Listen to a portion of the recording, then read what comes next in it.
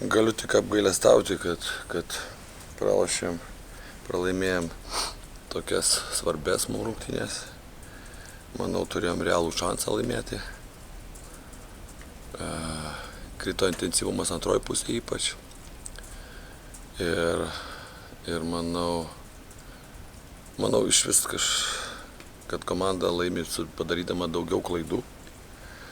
Tai retai tenka matyti, kovojom ir kamuolius laimėjom, mažiau klaidų padarėm, bet aišku, mūsų pataikymas, ypatingai tritaškių, tai yra katastrofinis ir manau, tai buvo pagrindinė problema, pataikymas, dėl ko pralaimėjom. Ir aišku, gaila momentų, kai ir klaidos tokios elementarios vidury aikštės ir perėmėm kamuolį ir paskutinė klaida. Jomantas, kur perėmė kamuolį, tai gerai susigynėm ir vėl atidavėm į rankas. Tai manau, tie momentai mums daug kainavo pergalę ir belieka tik apgailestauti, nes tai buvo labai svarbios rungtynės.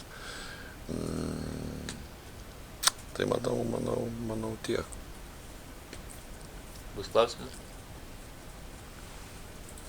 Po rungtynių matėm situaciją su teisėju, labai emocingai kažką reikia, kas buvo tos? Emocingai šnekėjomės.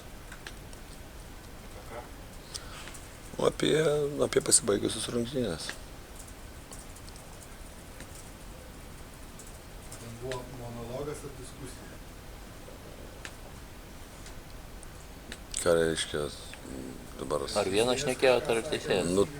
Tai pasiimkit, jei įsirašėt, pasižiūrėkit, aš nesigilinsiu. Klausim apie rungtynės, ar domina po rungtynių kažkas, ką mes dabar Rūbinį šnekėjom, ar dar ką, tai aš nekomentuosiu to. Pasižiūrėkit, įsirašėte, pasižiūrėkit. Galima apie rungtynės pašnekėti, paklauskit jau, jei taip, apie gyvenimą po rungtynių, jau jums palieku komentuoti. Džiamas Lapetas rungtyniavo sėkmingai, galima sakyti, rungtynių pabaigoje jo nematėm aikštelėje. Koks buvo planas? Toks ir buvo planas. Jis ir tai rungtyniauti pusę rungtynių ir aš skaitau jam ir manau, jie vienas iš geriausių rungtynių ir džiaugiamės už jį ir buvo planas, kad jisai žais prieš Staudomarį, tikrai neblogai ir tiek susigynė, tiek sukovojo puolime, manau.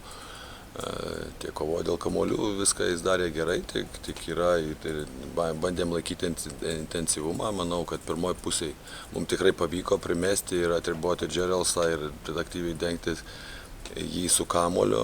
Antroje pusėje tas mums visai neveikė.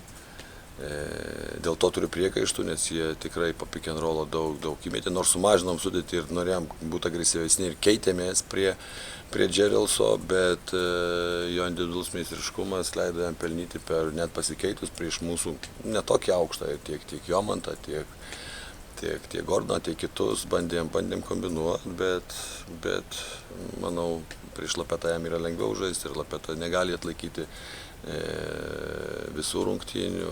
Džiaugiuosi, kad jis žaidė gerai 20 minučių, aišku, trūksta mums Gudaičio, bet čia galima daug tų niuansų sakyti, bet manau, kad mes patys su tokiu 6 tritaškai iš 32, tai aišku, sunku būtų bent prieš bet ką laimėti. Džiaugiuosi, kad kovojo, stengėsi ir tikrai, manau, buvom verti pergalės, bet dėja.